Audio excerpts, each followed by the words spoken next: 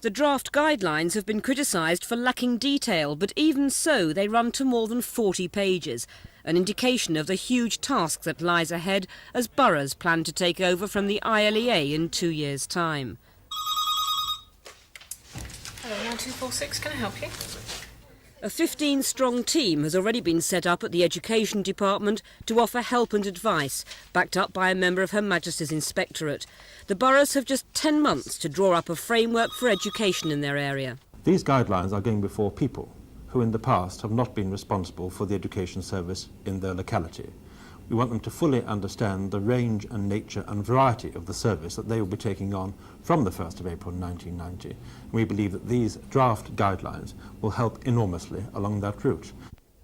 The government admit that setting up a new education service will be an expensive business. Each borough will receive £240,000 this year and up to £1 million in some cases next year to cover those costs.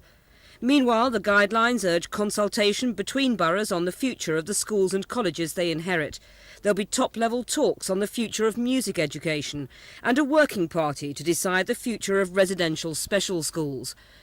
The government warned that special deals will have to be hammered out to make sure that staff stay with the ILEA right up to abolition, even if they've already been promised jobs by the boroughs.